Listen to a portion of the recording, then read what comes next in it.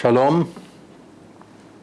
We will say a few words regarding Parashat Tissa, the parasha of this coming Shabbat, which has also another name, Shabbat Para, Shabbat of the red cow, of course, which in its time, the time of Bet HaMikdash and before, they used to burn the red cow, and they would sprinkle anybody who has been contaminated by a dead person, or even a sword that has killed.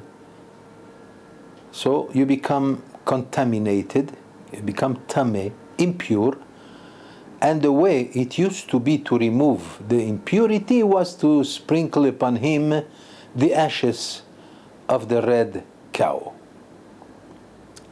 But I would like to speak about the word Tissa. Tissa means, of course, there the parasha is telling us about the collection of machatzit shekel, half a shekel. Well, that's a commandment that cannot be performed today. Why? Because we don't have Bet HaMikdash. And nevertheless, the thought about it remains. We still do it in remembrance of Machatzit Shekel, at the Mincha, before we begin the services of Purim. We collect this and we distribute the money to the poor people, to yeshiva institutions, and so forth. This comes to tell us the importance of giving tzedakah and doing loving kindness between each other, between Jews. Jews are meant to be obligated to help each other, because that's the only way for the Jewish people to survive and to rise.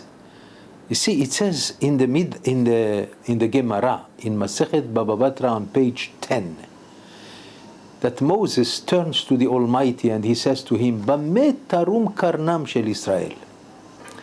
What are we going to do to bring up the level, the nobility of the Jewish people? How will the nobility of the Jewish people become totally very conspicuous and known throughout the whole world? So far in the history of the Jewish people has known, since the destruction of the temple, for 2,000 years, almost 2,000 years, we have known only persecutions. The nobility, the natural nobility of the Jew, unfortunately, has disappeared, more or less, throughout the generations. And we hope it will be captured again and brought again to life when the Messiah will come, when the redemption will come. But what is it Moses meant by his question? What do we do in order to bring up the nobility, the natural nobility of the Jewish people, being the children of Abraham, Yitzchak, and Yaakov?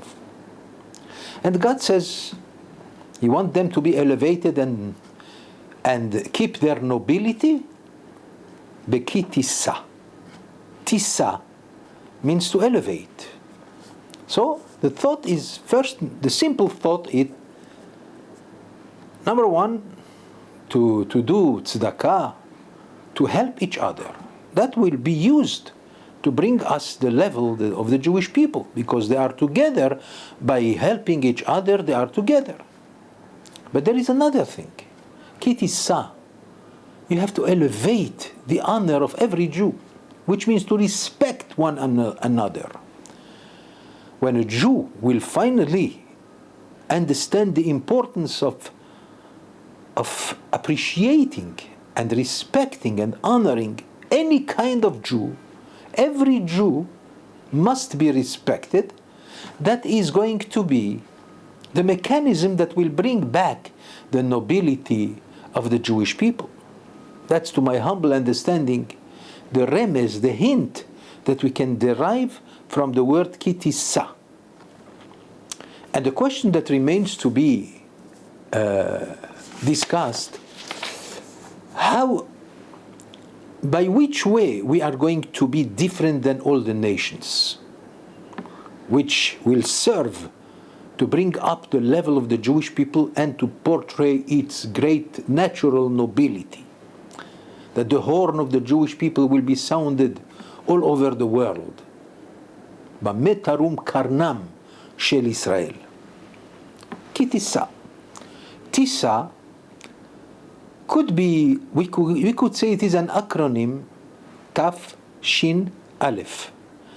Taf could give us the hint regarding the Torah.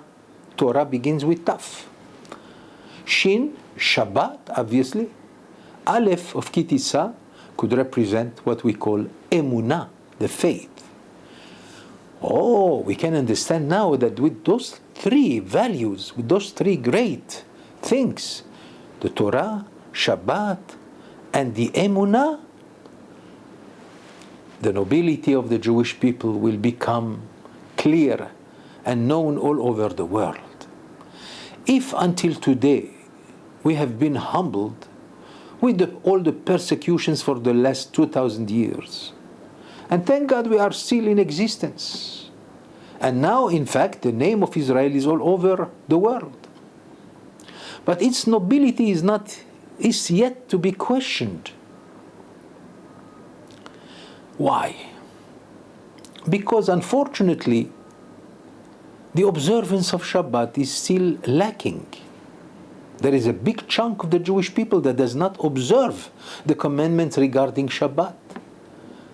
And only when the Jewish people all together will keep Shabbat properly, only then the redemption will be complete and perfect. And that means bringing back the nobility of the Jewish people in the eyes of all the nations. But if there is still a very big part of the Jewish people that does not observe Shabbat properly, we can still wait for that kind of redemption and nobility. Why is that? Because Shabbat represents the nobility of the Jew. It's royalty. Shabbat is the day that is spiritual. That's the difference between Shabbat and the other days of the week. And our sages said in the Talmud, in Masechet Shabbat on page 118, Ilmale Shamru Israel Shte Shabbatot Bilvad. If the Jewish people will unite together, religious and non-religious, and will keep Shabbat, perhaps that's what was meant by saying two Shabbatot. If they keep together two Shabbat, one Shabbat of the one who anyway he keeps it all the time, the religious Jew, and one Shabbat that is new from, the acceptance of Shabbat and the observance of Shabbat on behalf of those who are not religious. When finally the Jewish people will come together and unite together in observing Shabbat properly, the redemption will come. The nobility of the Jewish people will become evident. The royalty of the Jewish people will be accepted by the whole world. Shabbat is detrimental to the Jewish people as long as it's not observed properly. The second thing is the Torah. Every Jew is under the obligation to learn Torah. Why? Because the Torah, the learning of Torah, is our life. As the Torah says, the length of your days and your life is because of the learning of Torah. Think about it for 1 minute. If there was no Torah, do you think the Jewish people would have any kind of existence today? Without the Torah, if there was no Torah, the Jewish people would have assimilated long time ago and disappeared completely, if not totally exterminated. What kept us alive is because there is always a Jew who learns Torah. So when finally the Jewish people will learn Torah altogether, and thank God we do see such a thing happening gradually, even from our days, then we know our spiritual life is intact, and our nobility and our life and our existence will become extraordinarily evident throughout the whole world. A Jew must know he has to learn Torah. You see, one of the first questions that every Jew is asked in heaven after the departure from this world is, Hakava'ta itim la Torah. Did you set a time for learning Torah? Every Jew will be posed this kind of question. What is set aside? I mean, there are people who learn Torah all day, such as Avreche Kollel and the Yeshivot. But what about the Jew who has to go to work and he has to work for his livelihood? What about Torah? There is an obligation to set aside a time, even if it is 1 hour a day or half hour a day. But without Torah, it's impossible to think about the Jew as something spiritual and alive. The life of the Jewish people depends entirely on Torah. And finally, emunah, faith. That I have to explain, to my humble opinion, that thank God, emunah, which means faith, but it means also strength. As it says in the Torah, at the end of Parashat Beshalach, in the story of the battle between Amalek and the Jewish people, when Moses got up upon the mountain and he sat on a big rock and he was praying to the Almighty. When finally he made sure that his hands were rising all the time, Vahi adav emunah ad bo hashamesh. His hands, his arms remained strongly upward. At that time, the Jewish people was winning and he was able to destroy Amalek. Amalek represents all those who hate the Jews for no reason. Anti-Semitism is a product of Amalek, no question about it. As I have discussed in past lectures, that as long as Amalek is alive in the world, the name of God is only half. When finally Amalek will be completely eradicated, then the name of God will be complete. It means the redemption of the world. It means the redemption of the Jewish people. It means the royalty of the Jewish people will become conspicuous and known and evident all over the world. But we must say something good about the Jewish people. The Jewish people is known to have kept one law that is totally illogical, unbelievable, the law of circumcision. Beginning with Abraham, our forefather, the Jewish people has been circumcising its son who has been born to him. Imagine, here is a son that the Jew was waiting for him, and his wife gave birth to a son, and he is so happy to have a son. His life has been illuminated with the coming of his baby son. But the Torah tells him 8 days after he is born, he must be circumcised. The Torah does not explain the secret of circumcision, except for the fact that this is a card of identity of the Jew, that he is identified by his circumcision. Yet, this appears to be extraordinarily illogical. How come? But have you seen any Jew who does not circumcise his son? A religious Jew is going to circumcise his son. What about the non-religious Jew? Even people who spoke against circumcision have been first to look for a mohel as soon as they had a boy born to them. Can you tell me where is a mohel, please? And then he would circumcise his son. No matter how difficult it is. Difficult for the baby. He's crying. At that time, it's the best time to turn to the Almighty and pray. Why? Because God appreciates the fact that we practically sacrifice ourselves for His commandment. If that does not represent the emunah, the great faith of the Jewish people, then I don't know what can be representing the great faith of the Jewish people. So we begin by saying the circumcision. That definitely, our sages said in the Talmud, that what kept the Jewish people alive is because they gave their life for the law of circumcision. And any mitzvah upon which they gave their life has served them well to give them the proper existence until today. So now we know that there is emunah. Of course, we wish that the emunah would become greater and elevated, and it will be. With the demonstration of the days, even today we see extraordinary days. I'm not saying there is no suffering. There is corona. There are many things that bring a lot of suffering.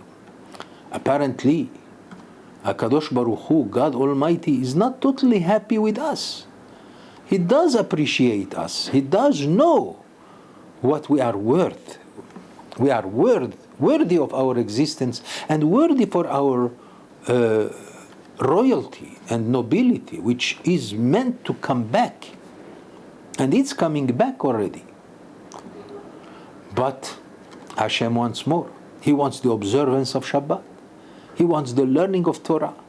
And that emunah which we have already inside us, beginning with the circumcision, must be more effectuated, more enhanced.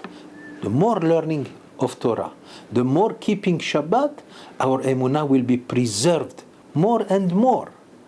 And only this way, tarum karnam shel Israel, then the nobility of the Jewish people will come back and will become extremely evident in the whole world.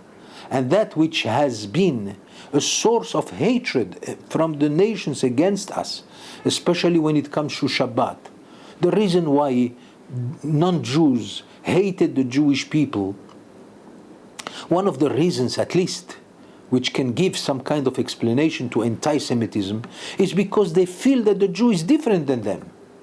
They know that the Jew is different, that he doesn't eat what they eat.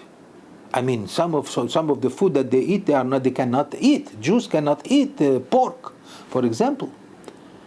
But more than anything, because of Shabbat. The day of Shabbat, no matter what we say, everybody admits that the day of Shabbat has spirituality, has nobility. It gives a certain kingship, royalty to every Jew. And that, by instinct, the non-Jew knows. And he cannot tolerate the fact there is, hatred stems from jealousy. And that jealousy is that every non-Jew knows that the Jew is special. He doesn't like that. Especially that when he sees the Jews doing exactly as they do, especially non-observant Jews, so why should they be different than us? It is possible that this is one of the reasons of anti-Semitism. That's why, if every Jew will keep Shabbat, and especially after learning Torah. Remember, Shabbat was given to the Jewish people a few weeks before the giving of the Torah, to teach us that if you don't keep Shabbat, there is no hope you will learn Torah. And even if you learn Torah in a university or something without observing Shabbat, that Torah has no life. The Torah, in order to be the kind of thing that brings life, spiritual life to the Jewish people, is only after you keep Shabbat properly. You have the emunah, circumcision. You have the bar mitzvah, that also testifies to the natural faith of the Jewish people. But keeping Shabbat is the glory of the Jew. It's such a pity that a Jew born as Jewish born Jewish, and he doesn't keep Shabbat. It's such a mess, such a loss. It's terrible. But hopefully, our sages said in the Talmud in Masechet Shabbat, page 118, if the Jewish people will unite together and keep two Shabbatot, it's possible to explain several explanations why two Shabbatot, even though elsewhere it says, even if they keep one Shabbat, they are united in one single Shabbat, the redemption will follow. It means that the Shabbat will bring the redemption. It means that the redemption is done through the Shabbat. And so we say that now all these three concepts that we have explained in the word Tissa, Ki Tissa, Taf is Torah, Shin is Shabbat, Aleph is Emunah. If all the three serve the Jewish people together, then absolutely Ki Tissa, then the word Ki Tissa, which means elevation will be brought upon the Jewish people finally, after 2,000 years of persecutions and humbling us, humiliating us, and doing so much more, destroying so much. All this will disappear, and the Jewish people will flourish again, as we are seeing today. Again, the Jewish people flourishing again. I mean, the whole world now knows about Israel and the Jewish people, no question about it. But the real nobility will come. The real elevation will come only after every Jew gives himself to learning even a little bit of Torah. I mean, a spark of Torah, as the Talmud says in Masechet Ketubot, that a spark of Torah, Kol mi sheyesh bo or Torah mechayehu. Anybody who has a spark, a light of Torah in him, that light of Torah will serve him to be always eternally alive, spiritually. And then we will understand properly what it says, that what the Mishnah tells us, Kol Yisrael yesh lahem chelek la'olam haba. All Jews, all Israel.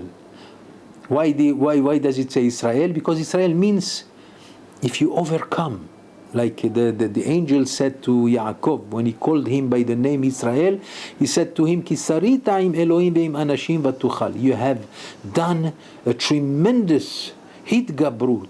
You have overcome everything. I mean, learning Torah, you have to overcome your evil inclination. Doing circumcision has become already part of the physical system, if not the spiritual system of the Jew. But Shabbat, it's the day that is totally spiritual. Even though it has pleasures that are physical, nevertheless, it is all spiritual.